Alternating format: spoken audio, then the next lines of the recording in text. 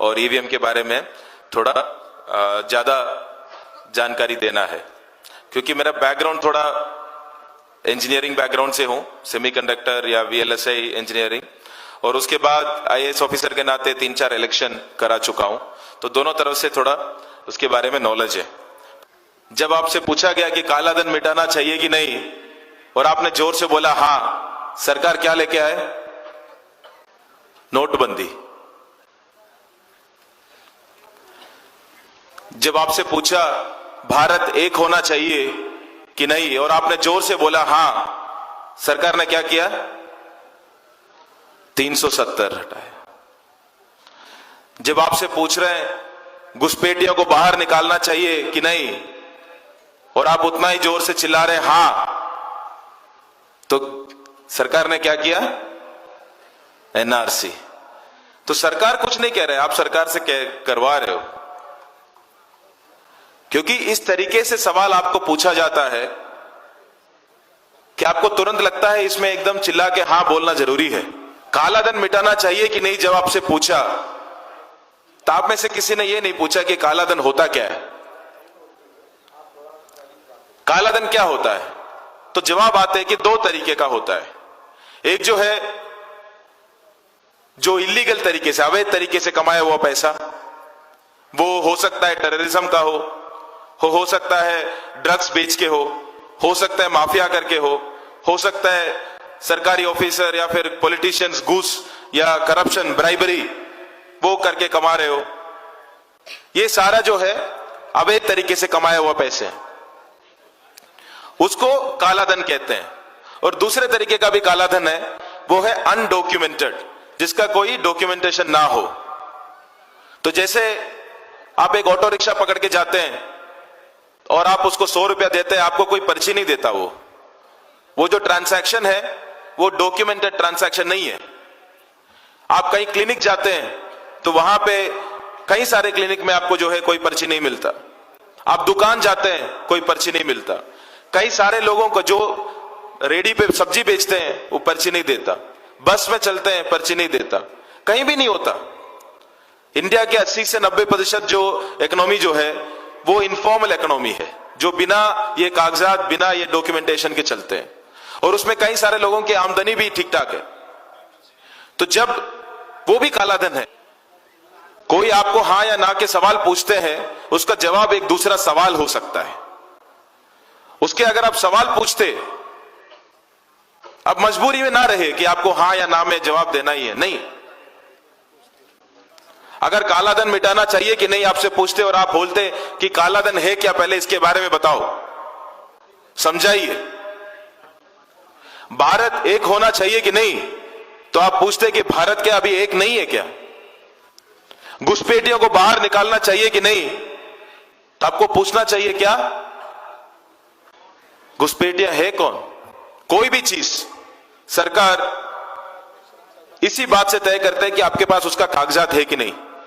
कई सारे लोग पेंशन लेते होंगे और आप जाते हैं, खुद पेंशन लेने जाते हो तो भी आपको लाइफ सर्टिफिकेट देना होता है कि आप जिंदा है। आप खुद जाने से सरकार नहीं मानते कि आप जिंदा है, वो कागज आप देंगे तब सरकार मानेंगे कि हां आप जिंदा है। एक नागरिक को कभी सरकार के सवालों पे जवाब देने की जरूरत है ही नहीं। एक नागरिक को जो है एक ही जिम्मेदारी है, वो है सरकार से सवाल पूछने का और पूछते रहने का, और कोई जिम्मेदारी नहीं है। हमें ऐसे महसूस किया जाता है कि सरकार सवाल पूछते रहेंगे, हम उसको जवाब देते रहेंगे।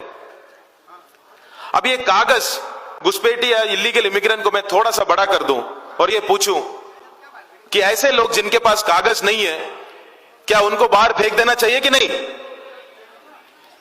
सवाल वही था, पर जैसे उसका डेफिनेशन आ गया, आपका जवाब बदल गया। कैसा कागज, और किन के पास कागज नहीं होता इस देश में? किन किन लोगों के पास कागज नहीं होता इस देश में? गरीब के पास नहीं होता। जो मैं 2 जगह पे डीएम रह चुका हूं, वहां पे मेजोरिटी जो है ट्राइबल पॉपुलेशन थे, कई सारे लोगों के पास डॉक्यूमेंट्स नहीं थे। जो महिलाएं हैं, जो शादी करके दूर गांव में जाते हैं, उनके पास नहीं होता। जिनके घरों में बाढ़ आता है, जिनमें झुग्गियों में आग लग जाते हैं, उनके पास डॉक्यूमेंट नहीं होता। जिन लोग दूर सिटीज में जाके काम करते हैं, माइग्रेट यहां से गांव से लेकर उधर जाके काम करते हैं, या अपना कंस्ट्रक्शन के काम कर रहे होते हैं, जैसे एक जगह से दूसरी जगह जाके काम करते हैं, उनके पास नहीं होता। जो नोमैडिक है उनके पास नहीं होता। जैसे नोटबंदी हुआ, अमीरों के ऊपर कोई असर नहीं पड़ा, गरीबों को लाइन में लगना पड़ा, 3 महीने लगना पड़ा, 3 महीने के बाद मिला। पर हमारी आदत ऐसे है, अगर बिजली चले जाते हैं घर पे तो हम गुस्सा नहीं करते, हम बगल वाले घर पे देखते कि उसका भी गया है कि नहीं। अगर उसका भी गया है तो ठीक है, पूरा मोहल्ले का गया है, पर गुस्सा नहीं करते कि गया, बिजली चली गई। पर मान लीजिए 3 घंटे के बाद वो बिजली वापस जब आते हैं तो हम खुश जरूर होते हैं, हम खुश होते हैं। क्यों भाई, क्यों खुश हो? जाना ही नहीं चाहिए था, चले गए, और उसके बाद जब वापस आए आपको खुशी मिली। जो आपके पैसा जो कभी आपसे दूर नहीं रखना चाहिए था, वो भी 3 महीने के लिए आपसे चला गया, पर जब वापस एटीएम में पहली बार पैसा आने लगे तो हमें खुशी मिली कि आ तो गए। इतना भी उम्मीद नहीं था सरकार से कि वापस भी देंगे। नागरिकता भी ऐसे ही है, जब छीनी जाएगी तब आपको लगेगा कि अपनी गलती के कारण है, क्योंकि हमारे पास डॉक्यूमेंट नहीं है। परसों का ही स्टेटमेंट है गवर्नमेंट का, आधार कार्ड नहीं माना जाएगा, पासपोर्ट नहीं माना जाएगा, वोटर आईडी कार्ड नहीं माना जाएगा, नागरिक है या नहीं है इसमें से कुछ नहीं माना जाएगा। ये गवर्नमेंट ऑफिशियल का स्टेटमेंट है। माना क्या जाएगा फिर? क्या जितने भी मुद्दे हैं वो सब साइड हो गए, अभी जो है वो नागरिक है या नहीं, बस वही मुद्दा बच गया। और ये जो गरीबों के खिलाफ जो है एनआरसी, जब हम कहे तो कई मुसलमान के नाम ही नहीं आया। कागजात की बात की है तो कभी मुसलमान के बारे में बात किया ही नहीं। पर जो गरीबों के खिलाफ जो एनआरसी है, उसको मुसलमान के खिलाफ बनाने का वो है सिटीजनशिप अमेंडमेंट एक्ट। उसके थ्रू आपने क्या किया, आपने बता दिया आपके पास डॉक्यूमेंट नहीं है, पर आप मुसलमान नहीं हो तो आप चिंता ना करो, आपको हम किसी न किसी तरीके से दे देंगे। अरे भाई, ये कोई एहसान है कि सरकार का कि हमें नागरिकता आप दे देंगे? हम है, इतना ही काफी है कि हम नागरिक हैं। ये कुछ करना है इसलिए किए जा रहा है, ना किसी से बात करता है, ना किसी से पूछते हैं। उसके बाद पर ये सवाल फिर बाद में उठते हैं कि क्योंकि ये जरूरी है, हम इससे इतना ज्यादा बड़ा ना बने कि इससे हमें डरने लग जाए। हम डरने की कोई जरूरत नहीं है। ये थोड़ा बहुत पावर में है, जो गांव में नहीं होते हट्टे कट्टे है, पर 2 लोग है हट्टे कट्टे पर बेवकूफ है, थोड़ा सा डील करना आना चाहिए, हम डील कर लेंगे इनसे। तो ईवीएम में मेरा जो कंसर्न है, मेरा जो उसके ऊपर जो शक है, वो वीवीपैट लागू होने के कारण है। जो वीवीपैट लागू किया, आप में से सबने वोट तो किया होगा ना? किया है तो आप बैलेट यूनिट में दबाते हैं, बटन दबाते हैं, प्रेस करते हैं। पहले जो है बैलेट यूनिट से सीधा सीधा वोट जो है वो कंट्रोल यूनिट जाता था, सीधा कंट्रोल यूनिट जाता था। हमें यह शक हुआ करता था कि पर हमने जो दबाया है वही चीज कंट्रोल यूनिट में गया, इसका क्या प्रूफ है हमें नहीं पता है। अभी हम प्रेस करते हैं, वो वोट पहले वीवीपैट में जाता है। वीवीपैट एक मशीन है, वो मशीन के अंदर जो है प्रिंटर है, कंप्यूटर मतलब एक माइक्रो प्रोसेसर है, मेमोरी है, सब कुछ है। और वहां से जो है वीवीपैट कंट्रोल यूनिट में वोट डालता है। आप नहीं डालते वोट, आप बैलेट यूनिट में दबाते हैं, पहले वहां से वीवीपैट में जाता है, और वीवीपैट जो है वहां से वोट कंट्रोल यूनिट में डालता है। अगर आप बैलेट यूनिट हटा भी दो ना, ये प्रोसेस हम आराम से कर सकते हैं, आपकी भी जरूरत नहीं है। ये एक मेजर लूप होल लेके आया है इसके बीच में। और पहले हम बोलते थे कि जो ईवीएम है उसको हम किसी एक्सटर्नल डिवाइस, कोई भी इलेक्ट्रॉनिक डिवाइस से कनेक्ट करने नहीं देते हैं। हम जो डिस्ट्रिक्ट एडमिनिस्ट्रेशन है या पुलिस है इसकी पूरी हिफाजत में रखते हैं और इसको बिल्कुल हम टच नहीं करने देते हैं। पर वीवीपैट लेके आने के बाद, कैंडिडेट को फाइनल करने के बाद, हमने इस पे एक इलेक्ट्रॉनिक, ऑफिशियली हर एक वीवीपैट पे हम एक इलेक्ट्रॉनिक डिवाइस इस पे कनेक्ट करते हैं, मतलब लीगली करते हैं। वो मशीन के अंदर क्या है हमें नहीं पता, हम कनेक्ट करते हैं इस पे। इस बारे में भी मैंने यही आवाज उठाया था कि यह गलत है क्योंकि आपको अभी पता है कि कैंडिडेट 1 जो है वो कांग्रेस का है, बीजेपी का है, किसका है, कैंडिडेट 2 किसका है, बीएसपी का है, एसपी का है, आपको पूरा सीक्वेंस पता है। ये पता होने के बाद आप एक इलेक्ट्रॉनिक डिवाइस बाहर से ले आए हो, इलेक्ट्रॉनिक डिवाइस हर एक वीवीपैट पे आप कनेक्ट करते हो। तो जो ओरिजिनल आप बताते थे कि हम इस पे कुछ कनेक्ट नहीं करने देते, वो भी खत्म हो गए। और तीसरी बात, पहले जो ईवीएम है उसको कैंडिडेट 1, कैंडिडेट 2, कैंडिडेट 3 बस इतना ही पता होता था, स्थानार्थी 1, 2, 3 बस। अभी वीवीपैट को पता है, क्योंकि तभी वो प्रिंट कर पा रहा है। आप अगर एक नंबर पे दबाते हैं, मान लीजिए कांग्रेस से हाथ है तो आप दबाते हैं तो वीवीपैट एक हाथ का वो प्रिंट करके निकाल के देते हैं। आप 2 नंबर पे कमल है तो दबाते हैं तो वीवीपैट से कमल प्रिंट होके आता है। वीवीपैट को कैसे पता है कि एक पे हाथ है दूसरे पे कमल है? क्योंकि उसके अंदर हमने उसको फीड किया है। तो मशीन को अभी पता है, पहले ईवीएम को नहीं पता होता था, अभी वो पूरा मशीन को पता है कि एक नंबर पे हाथ है कि नहीं, दूसरे नंबर पे कमल है कि नहीं, तीसरे नंबर पे हाथी है कि नहीं, चौथा नंबर पे साइकिल है कि नहीं, ये सब पता है।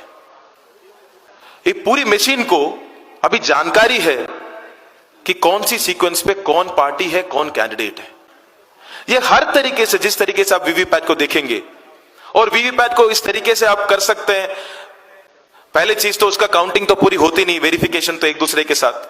दूसरी बात जो है, अगर उस तरीके से उसको किया जाए, अगर मान लीजिए हर 20वीं वोट आप मैनिपुलेट करते हैं, हर 20वीं, ठीक है, हर दूसरी वोट नहीं या हर एक वोट नहीं, हर 20वीं, 20 बार डालने के बाद एक बार मैं मैनिपुलेट करता हूं। तो मैंने वीवीपैट में उस बटन दबाया, वीवीपैट ने उसका लाइट नहीं जलाया या फिर जल्दी उसको प्रिंट करके नीचे गिरा दिया, नीचे गिर गया। वो गिरने के बाद आपको शक हो गया, आपको लगा ये तो जल्दी गिर गया, मैंने देखा नहीं, या किसी और का सिंबल आ गया, मैंने देखा नहीं। शक हो गया तो आप क्या करेंगे? आप प्रिसाइडिंग ऑफिसर के पास जाएंगे, आप उसको जाएंगे और उसको बोलेंगे कि देखिए हमने ये किया और इसमें गलती हुई। प्रिसाइडिंग ऑफिसर आएगा वहां से, वो बोले कि दोबारा करो टेस्ट वोट, आपको टेस्ट वोट का मौका देता है। अगर मैं टेस्ट वोट करूंगा तो सही आएगा, क्योंकि जो है हर 20वीं वोट का ही हो रहा है, हर एक वोट का नहीं हो रहा है। तो क्या होगा, मैं आके दूसरी वोट दबाऊंगा, सही से प्रिंट होके आएगा और आपके ऊपर जो है क्रिमिनल केस लग जाएगा। तो इससे क्या फायदा हुआ? ये टेस्ट वोट से फायदा क्या हुआ? ये कई सारे मुद्दे हैं। मैं ये नहीं कह रहा हूं कि पूरा ईवीएम हैक हुआ है, मेरा कभी भी दावा नहीं है, जब तक मेरे पास प्रूफ नहीं है मैं ये नहीं कहूंगा। पर मेरा इतना ही है कि ये हो सकता है। इतनी सारी वल्नरेबिलिटीज आपने इसमें छोड़ रखी है वीवीपैट और ये पूरी ईवीएम मशीन्स के उसके अंदर, कि इसके अंदर हैकिंग हो सकती है। अगर हो सकते हैं तो भी दूसरी बात, हम इसको पकड़ने का भी चांस नहीं है। हम ये बोलते थे कि जिस दिन वोटिंग होती है उस दिन 50 वोट डलते हैं और आप तब चेक कर सकते हैं कि सही है कि नहीं। बात यह है कि मशीन को भी पता है कि उस दिन 50 वोट डलने वाला है, तो कुछ बड़ी बात नहीं है कि पहले 50 को कुछ करो ही ना। प्रोग्राम तो हर तरीके से आप कर सकते हैं। तो इसके कारण जो हमारी जो एक लोकतंत्र, जिससे हम अपनी सरकार को चुनते हैं, एक सबसे बड़ा लोकतांत्रिक देश जो है, अपनी सरकार को जो चुनते हैं, उस मशीनरी में इस तरीके का अगर कामयाब पाए जाते हैं तो उस पर तुरंत एड्रेस करने की जरूरत है, उसको डिफेंड करने की जरूरत नहीं है। मैं नहीं जानता हूं कि क्यों इलेक्शन कमीशन को लगता है कि नहीं हमारे इसमें कोई दिक्कत नहीं है, आंख बंद करके सब सही है, बस हम बोल रहे हैं इसलिए सही है। ये स्ट्रैटेजी क्यों अपनाना चाहिए? क्योंकि ये इलेक्शन सिर्फ जो है इलेक्शन कमीशन का मुद्दा नहीं है। इलेक्शन कमीशन तो इलेक्शन कराते हैं, अगर लोगों के एक प्रोसेस के ऊपर शक है तो उनको बाहर आके बताने की जरूरत है। उसके जगह पे मैंने जब ये कंप्लेंट उठाया और लिखा कमीशन को, तो कमीशन ने सबसे पहले ये बात कही कि तुमने सर्विस में रहते हुए बात नहीं उठाई, सर्विस में जाने के बाद उठाई, इसलिए कुछ मतलब नहीं है। सर्विस में रहते हुए भी उठाया था, पर तब कोई फायदा नहीं। अगर मैं चिट्ठी लिखता तो वो तुरंत मेरे ऊपर कार्रवाई करते। अगर उसके बाद अगर मैं बोल रहा हूं, कोई बंदा, चाहे मैं बोल रहा हूं, कोई आईएएस ऑफिसर बोल रहा है, कोई इंजीनियर बोल रहा है, कोई डॉक्टर बोल रहा है, कोई भी बोल रहा है, कोई एक आम आदमी, कोई भी एक वोटर, एक सिटीजन अगर बोल रहा है कि इसमें मुझे शक है, तो कमीशन को उसके बारे में कम से कम एक व्हाइट पेपर ले आके बताना चाहिए कि क्यों ये सारी जो आपने मुद्दे उठाए वो गलत है। इतना तो बताना चाहिए। अभी तक 4 महीने हुए, 3 महीने हुए मेरे ख्याल से, 3 महीने अभी तक कमीशन ने इतना भी नहीं किया कि ये बताया कि हम क्यों इस बात पे, ये हमारी सफाई है, ये आपके शक जो है इससे कारण गलत है, अभी तक नहीं बताया। और हम चल रहे हैं, हम इलेक्शन के ऊपर अगला इलेक्शन के ऊपर अगला इलेक्शन कर रहे हैं। जब तक रिजल्ट इधर उधर आते रहे तो कोई दिक्कत नहीं है।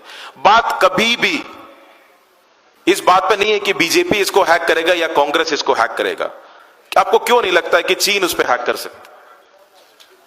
क्यों नहीं लगता कि कोई विदेशी ताकत नहीं कर सकते? कुछ भी कर सकता है। मैं ये नहीं कॉन्स्पिरेसी थियरी नहीं बना रहा हूं, पर हम जब अपने लोकतांत्रिक जो सबसे बड़ा लोकतंत्र है उसके एक सरकार को चुनने का जो प्रक्रिया है उस पर अगर शक है तो उसको क्लैरिफाई करने की जरूरत इलेक्शन कमीशन को है।